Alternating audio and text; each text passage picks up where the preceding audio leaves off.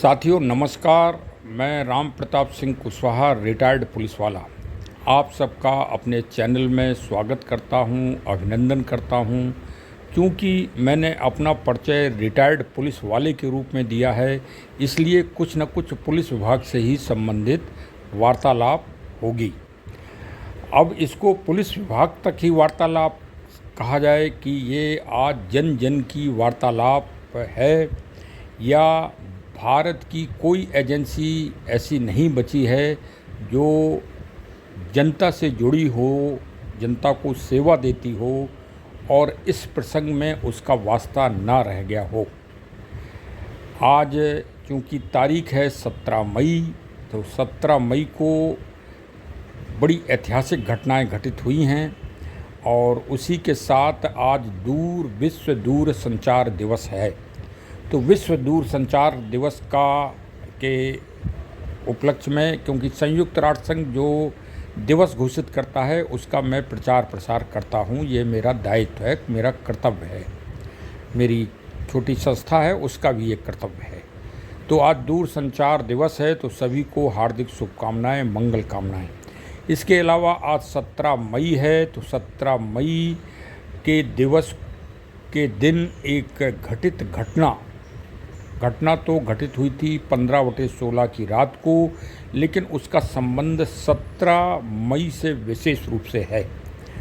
वो घटना घटित हुई थी भारत उत्तर प्रदेश के दिल्ली के समीपस्थ जिला नोएडा, आधुनिक शहर नोएडा, गौतम बुद्ध नगर की जलवायु विहार कॉलोनी के फ्लैट नंबर L32, जिसके मालिक हैं डॉक्टर राजेश तलवार और श्रीमती नूपुर तलवार। उनके यहाँ एक 15/16 की रात को घटना हुई, जिसमें वो उसके वादी हैं, उनकी बेटी की नृशंस हत्या हो गई। उनकी बेटी का नाम था आरुषि। आरुषि का अर्थ होता है सूर्य की किरण प्रकाश देने वाली। तो चलिए इस पर फिर हम कभी प्रकाश डालेंगे। और आज उन्हीं के साथ एक और घटना घटित हुई। यद्यपि दिनांक 16 तारीख को और वादी श्री राजेश तलवार की FIR में वो अपराधी या दोषी माने गए, लेकिन उनकी भी हत्या हुई। हत्या का समय पूरी तरह से निर्धारित नहीं है। वैज्ञानिकता के आधार पर जो परीक्षण हुआ है, PM रिपोर्ट आदि के आधार पर ये माना गया कि उनकी हत्या दिनांक 15/16 की रात को समय 12:08 से लेके और सुबह 3 बजे के बीच हुई है। उनका नाम है, जो मृतक हैं जिनकी हत्या हुई है, श्री हेमराज। उनका सही नाम बचपन का है यमराज, और भारत में आके उनका नाम हो गया हेमराज। वो हमारे पड़ोसी राष्ट्र नेपाल के मूल निवासी हैं, और नेपाल में एक जगह पड़ती है अर्धखांची, वहाँ के वो मूल निवासी हैं। वहाँ उनका परिवार रहता है, उनकी पत्नी रहती हैं, बच्चे रहते हैं, नाती आदि सब परिवार रहते हैं। यहाँ पर वो डॉक्टर तलवार जी के इधर हेल्पर, मतलब एक तरह से घरेलू सर्वेंट के रूप में थे, और डॉक्टर साहब के साथ ही उन्हीं के फ्लैट में एंट्रेंस रूम के किनारे वाले रूम में वो रहा करते थे। चूँकि वह डॉक्टर साहब के साथ ही उसी फ्लैट में रहते थे, और तो डॉक्टर साहब ने उनकी सुख सुविधा के लिए उनकी व्यवस्था अच्छी कर रखी थी। वो प्रतिदिन घर में डॉक्टर साहब की हेल्प करते, खाना आदि में, घर के सफाई और अन्य कामों में। घटना के दिन रात में 10:10 तक उनको कार्य करते हुए चश्मदीद गवाए ड्राइवर श्री दिनेश ने देखा।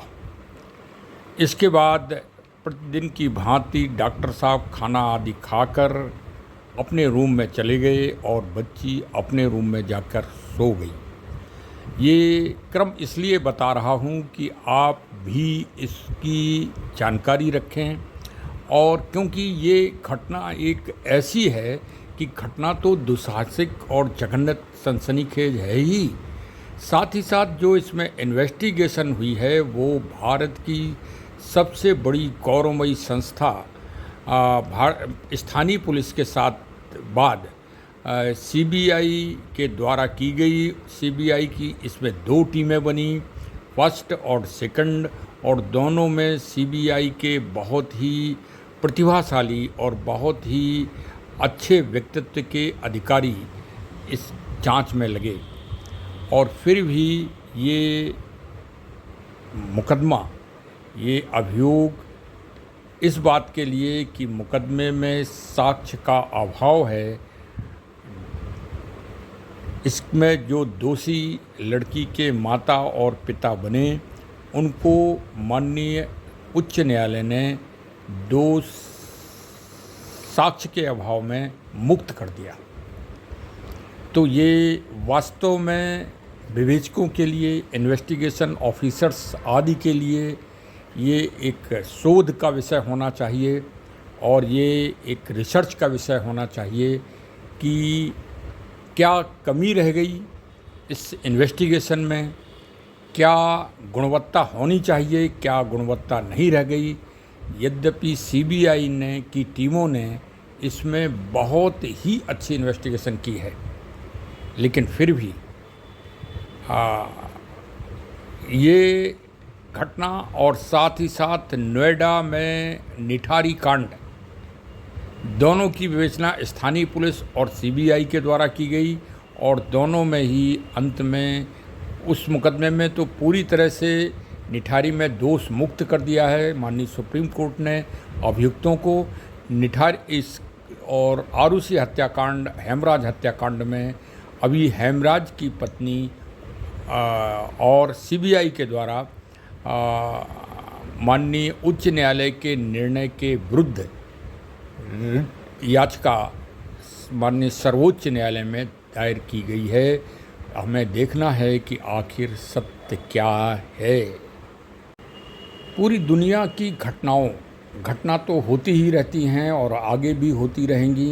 पूज्य महात्मा गांधी जी की हत्या हुई इस देश में, प्रधानमंत्री रहते हुए श्रीमती इंदिरा गांधी की हत्या हुई, श्री राजीव गांधी जी की हत्या हुई, और प्रतिदिन समाचार पत्र को उठा के आप देखिए तो नृशंस हत्याओं का एक क्रम चलता ही रहता है। यद्यपि ये भी हत्याएं हैं, लेकिन इन हत्याओं ने भारत की और जन जन को प्रभावित किया, सामाजिक व्यवस्था को प्रभावित किया, न्यायिक व्यवस्था को प्रभावित किया, एडवोकेसी को प्रभावित किया, मेडिको डॉक्टर साहिबान को प्रभावित किया, वादी और प्रतिवादी इसमें मुलजिम बने, और जो पहले इसमें अभियुक्त बनाया गया वो भी मृतक हेमराज के रूप में पाया गया। तो आखिर इसमें ऐसी क्या विवेचना में क्या विशेष बिंदु हैं जिन पर हम सबको ध्यान देना चाहिए। ये एक ऐसी घटना है जिसमें 2 फिल्में बन चुकी हैं, कई किताबें लिखी जा चुकी हैं। एक बहुत ही प्रसिद्ध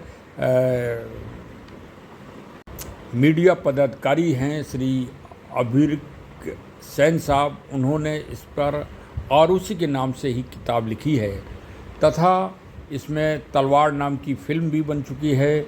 और सोशल मीडिया में अगर आप सोशल मीडिया के टीआरपी पर नज़र डालें तो दुनिया की जितनी भी आपराधिक घटनाएं होंगी, अगर उनका आप सर्वे और सर्वेक्षण करें तो आप पाएंगे कि ये घटना टीआरपी की दृष्टि से अपना एक विशेष स्थान अवश्य रखती होगी विश्व स्तर पर। भारत की तो बात ही छोड़ दीजिए। और इस जांच एजेंसी में भी इसमें लंदन से विशेषज्ञ आए और उन्होंने भी अपनी सेवाएं दी। तो ये मूल विषय ये है कि इसने हमारे माता पिता, बच्चों के संबंधों को प्रभावित किया, और साथ में घरेलू नौकर, हेल्पर की व्यवस्था और ये एक आधुनिक व्यवस्थाओं को भी प्रभावित किया। वास्तव में घटना की संवेदनशीलता की दृष्टि से देखे जाए, अपराध की संवेदनशीलता से भी अगर इसका परीक्षण किया जाए तो ये दुनिया की संगीन और अति सनसनीखेज घटना में इसका स्थान होगा। क्योंकि आज बात श्री हेमराज जी के ऊपर ही होना है, उनको आज हम श्रद्धांजलि देंगे। 16 तारीख को और 15 तारीख को श्रद्धांजलि या उनका विशेष विवरण इसलिए नहीं लिखा कि वो भारत उत्तर प्रदेश के पुलिस के इतिहास में दिनांक 17 तारीख तक जीवित माने गए। यद्यपि उनकी हत्या तो 15/16 की रात को ही हो गई थी, लेकिन रिकॉर्ड के अनुसार और पुलिस एक्टिविटी के अनुसार वो 17 तारीख तक लाइव थे, मतलब जिंदा माने गए। और बाकायदे पुलिस ने यहाँ से लेके और नेपाल तक उनकी खोज की, उनकी तलाश की, उनके परिवार के लोग पकड़े गए, उनका दामाद बहनोई पकड़ा गया और उससे पूछताछ हुई, मिलने जुलने वाले पकड़े गए। आखिर ऐसी क्या बात थी? प्रथम दृष्टया स्थानीय पुलिस पर इसका आरोप लगा कि स्थानीय पुलिस की ये बहुत बड़ी लापरवाही है, लैक ऑफ एविडेंस माना गया तथा अन्य आरोप लगे। बाद में वही आरोप सीबीआई के ऊपर लगे। आखिर ऐसी क्या बात है कि प्रथम चरण से ही ये आरोप से विवादित हो गई ये विवेचना। सबसे पहला आरोप तो स्थानीय पुलिस पर यही है कि 2 दिन डेड बॉडी उसी फ्लैट में डली रही और पुलिस ने अपनी जांच में या अपनी विवेचना में जो पुलिस का मूल काम है वो नहीं कर पाई पुलिस, और नेपाल तक तलाश होती रही।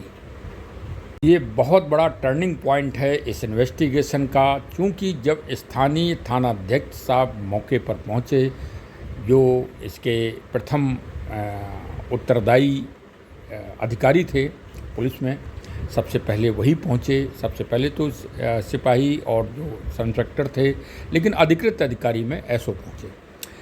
तो डॉक्टर तलवार साहब ने, जिनकी बेटी की निर्मम हत्या हुई थी क्रूरतम रूप से, उन्होंने यह आरोप लगाया कि हेमराज ही हमारी बेटी की हत्या कर गया है और ये घटना कर गया है, आप उसे पकड़ें, आप यहाँ समय बर्बाद ना करें और आप उनको जाके पकड़ें, कहीं से भी पकड़ के लाएं।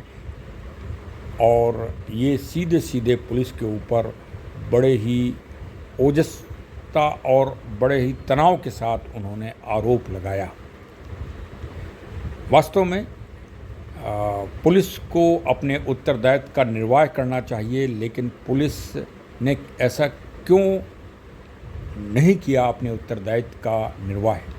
ये एक विशेष शोध और रिसर्च का विषय है और इसी पर रिसर्च होना चाहिए, वरना इसी तरह की जो संगीन घटनाएं हैं उनमें पुलिस को इसी तरह से आरोपित होना पड़ेगा। ये मूल टर्निंग पॉइंट है इस इन्वेस्टिगेशन का, इस विवेचना का, इस घटना का, कि आखिर एक एसओ जो बनता है या जो एसएचओ बनता है वो काफ़ी अनुभवी हो जाता है और काफ़ी उसको एक्सपीरियंस हो जाता है। लेकिन इसमें ऐसा क्यों हुआ? देखिए, सामाजिक व्यवस्था, राजनीतिक व्यवस्था, पुलिस व्यवस्था और बढ़ते हुई आधुनिकता को अगर आप देखेंगे तो आज पुलिस अधिकारी इस विषय पर बहुत सारी मेरे डिबेट्स हुई, लेकिन इस विषय पर विशेष चर्चा होनी चाहिए कि आखिर पुलिस इतनी असहाय क्यों हो गई।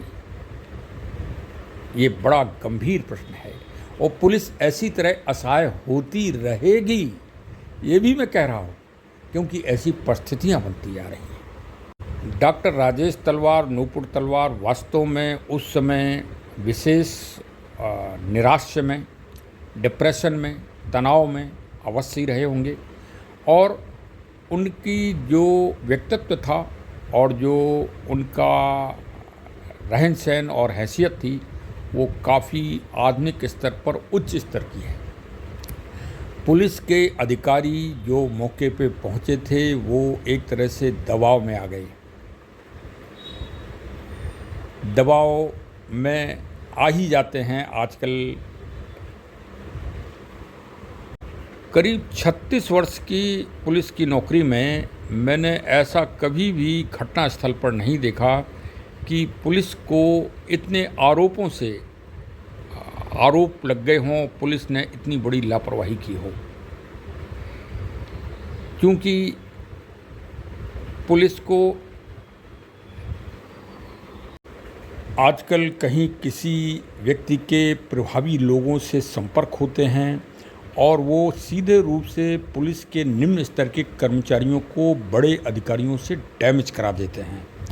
कहीं निलंबित करा देते हैं कि इन्होंने हमारे साथ दुर्व्यवहार किया, इन्होंने हमको अपमानित किया, और वो आरोप सीधे सीधे उस कर्मचारी के ऊपर लग जाता है। कर्मचारी गणों की विभागीय फाइलें खुल जाती हैं और उनमें उनको दंड मिलना चालू हो जाता है। इससे मनोबल टूट गया है पुलिस का, विशेषकर नॉन गस्टेड का। इस बात को समझने की आवश्यकता है। दूसरा सबसे इम्पोर्टेंट पॉइंट जो अब मैं इस विषय पर रखना चाह रहा हूँ वो ये कि जब भी इस तरह की सनसनीखेज मिस्टीरियस घटना घटेगी जिसमें जन आंदोलन प्रभावी रूप से होने लगेगा, तो जो वहाँ का स्टेशन अफसर या मुख्य विवेचक होता है वो ये समझता है कि अगर ये घटना इसी तरह के तनावपूर्ण बनी रहेगी तो मुझे सस्पेंड होना ही है इस थाने में। और वो प्रैक्टिकल रूप में आप देख ही लें कि जिस थाने में सनसनीखेज घटना घटी वहाँ का इंस्पेक्टर, वहाँ का एसएचओ, वहाँ का एसओ हटाया ही जाता है जनता को संतुष्ट करने के लिए, मीडिया को संतुष्ट करने के लिए।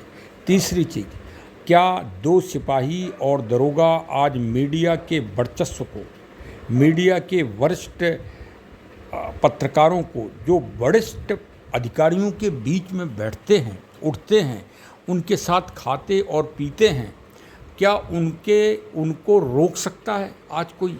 सिपाही और दरोगा से आप ये अपेक्षा कर सकते हो कि वो शराब की बोतल में लगे हुए फुटप्रिंट को, प्रिंट आउट को, फुटप्रिंट को और फिंगरप्रिंट को, ब्लड को रोक ले कि पत्रकार जी को छूने ना दे? असंभव। दब गई है पुलिस का पतन हो गया है, नैतिक पतन भी हो गया है, साथ ही साथ मनोबल नहीं रहा है। इस बात को हमारे सभी उत्तरदायी सरकार को, वरिष्ठ अधिकारियों को, मीडिया को सोचना पड़ेगा। भाई, मीडिया का वर्चस्व आज आप रोक नहीं सकते, क्योंकि मीडिया ही जनता की आवाज़ है। उसको कभी कोई नहीं रोक पाया, आज भी नहीं रोक पाएंगे, लेकिन व्यवस्था दी जा सकती है। उनमें ऐसे पत्रकार बंधुओं को ही शामिल किया जाए घटनास्थल पर जो वेरीफाइड हों, जो क्राइम की महत्व को, क्राइम के सिस्टम को जानते हों, पुलिस की व्यवस्था में सहयोग करें, वही एंट्री पाएँ। इस तरह का एक रूल रेगुलेशन एक हमारी माननीय अदालतों को या संबंधित सरकारों को जारी करना चाहिए कि ये अब नियमावली रहेगी इस तरह से। क्योंकि कुछ अधिकारियों के और पत्रकार बंधुओं के बहुत घनिष्ठ संबंध होते हैं और वो अधिकारी बात को उन पत्रकारों को बताते हैं। दूसरे पत्रकारों को जब जानकारी नहीं मिलती है तो वो बढ़ चढ़ के इस तरह के कार्य करते हैं, क्योंकि उनको सूचनाएं देना है। आज टीआरपी का ज़माना है पूरे वर्ल्ड में, भारत में ही नहीं या स्थानीय स्तर पर नहीं, पूरे वर्ल्ड स्तर पर ये कंपटीशन चल रहा है। और बड़े बड़े राष्ट्रीय चैनल व्यवसायिक हो गए हैं, उनको व्यवसाय करना है। उनको हमसे इससे कोई मतलब नहीं कि साक्ष्य ख़त्म हो रहा है या एविडेंस ख़त्म हो रही है या विवेचना में इसका क्या प्रभाव पड़ेगा। और आज सोशल मीडिया का भी समय है, सोशल मीडिया भी बढ़ चढ़ के भाग लेती है। अगर किसी भी पुलिस अधिकारी या कर्मचारी ने घटनास्थल पर किसी को रोका तो उसका विरोध होने लगता है। तो इस तरह की समस्याएं हैं और यही समस्याओं के कारण इस केस में इतना उलट पुलट हुआ है। आज के वर्तमान विवेचकों को विशेषकर इस आरोसी हत्याकांड की और निठारी कांड की इन्वेस्टिगेशन की केस डायरी, रिकॉर्ड्स आदि लेके बहुत गहनता से विवेचनाओं की, इन्वेस्टिगेशन की स्टडी करना चाहिए। ज़रा आप सोचो कि आप पुलिस विभाग में क्या बनने आए थे, ईश्वर ने आपको क्या बनाया था। अगर आपकी 1 सेंटीमीटर हाइट कम हो जाती तो आप पुलिस विभाग में नहीं आ सकते थे। आप ये सोचो कि आप किसी नेताजी के या किसी बल से या अपने बल से इस विभाग में आ गए और विवेचक बन गए, ये कदापि संभव नहीं है। ईश्वर ने आपको विवेचना के लिए बनाया है। कसम खाना चाहिए कि हम जो सत्य होगा घटना स्थल पर वही सत्य करेंगे। आखिर सत्य क्या है, जनता आपसे पूछेगी, जनता बाद में पूछेगी। श्री हेमराज जी की आत्मा आपसे लगातार पूछेगी, विवेचक साहब, चाहे आप सीबीआई में हो या सिविल पुलिस में हो। आरुषि अबोध बालिका की आत्मा चीत्कार करके अपने माँ बाप, अपने आपसे, विवेचक होने के नाते आपसे पूछेगी। मैं प्रमाण सहित कह रहा हूँ, मैं वैसे ही नहीं कह रहा हूँ। मैंने कई मर्डर्स की, बड़ी बीभत्स मर्डरों की विवेचना की है और मैंने उस आत्मा को चीत्कार करते हुए सुना है। मैं वही बात कह रहा हूँ। अभी आपको हास्यास्पद लग रही होगी यद्यपि मेरी बात, लेकिन आप ज़रा सोचिए कि आपको ईश्वर ने किस लिए भेजा इस दुनिया में और आप क्या कर गए। इसी मामले में हमारे मान्यवर विवेचक साहब बहुत बड़े बड़े अधिकारी हैं, लेकिन उन्होंने ऐसे कृत्य किए हैं कि एक नया इन्वेस्टिगेशन वाला भी नहीं कर सकता। इसलिए प्रत्येक इन्वेस्टिगेशन अफसर को, जो भविष्य में बनना चाह रहा है, जो आगे बच्चे सोच रहे हैं, यूथ हैं, पुलिस में आना चाह रहे हैं, मिलिट्री में जाना चाह रहे हैं, उनको इन इन्वेस्टिगेशंस को ज़रूर देखना चाहिए, सुनना चाहिए। और वास्तव में अगर घर में बालिकाएं सुरक्षित नहीं रहेंगी और उनके अपराधी अगर नहीं पकड़े जाएंगे तो कल के लिए आप भी तैयार रहिए। आप भी, अभी तो डॉक्टर राकेश तलवार और नूपुर तलवार ही इस दंश को झेल रहे हैं, आप भी तैयार रहिए। वो सिर्फ कल्पना के आधार पर मुलजिम बने हैं, तथ्यों के आधार पर नहीं, और वही साक्ष्य के आधार पर नहीं, और वही चीज़ माननीय उच्च न्यायालय ने संज्ञान में लिया और उनको अभी मुक्त किया है। अब वो आगे सर्वोच्च न्यायालय से मुक्त होंगे कि दोषी होंगे, या सर्वोच्च न्यायालय तक क्या एविडेंस पहुंचेगी, क्या एविडेंस मिलेगी, महान विद्वान जज साहबानों को ये तो समय के गर्त में ही है, समय बताएगा। खैर, आज आपने इतना सुना, मंथन करिए, चिंतन करिए। ये घर घर का चिंतन है, रसोई का चिंतन है, रोटी का चिंतन है, क्योंकि हेमराज डॉक्टर साहब के लिए रोटी बना रहा था। अतः ये जीविका का संबंध है, जीवन शैली का संबंध है। घर में बच्चे, अगर चाहे लड़का हो या लड़की, अगर सुरक्षित नहीं रहेंगे तो कैसे आप कल्पना कर सकते हैं कि ये देश, ये नगर, ये परिवार, ये समाज सब सुरक्षित है? कदापि नहीं। चलिए, आप भी मंथन करिए। अगर आपको अच्छा लगे हमारा ये संबोधन, तो हमारे चैनल को सब्सक्राइब करिए, मिलने जुलने वालों को भेजिए। ये कई इसमें नए एडवोकेट बच्चे हैं जो हमारी मदद कर रहे हैं, कई हमारे विवेचक हैं पूर्व हमारी मदद कर रहे हैं, एक पूरा ग्रुप है जो इस कार्य में हमारी मदद कर रहा है, और हम भी इसमें कुछ न कुछ जो हमको अनुभव हुए हैं पुलिस विभाग में इन्वेस्टिगेशन से, उन सब का मैं उसमें उपयोग करने का प्रयास कर रहा हूँ। आपका सहयोग भी अपेक्षित है। कहीं आपको कोई जानकारी हो अवश्य बताइए। धन्यवाद। Thank you. जय हिंद, जय।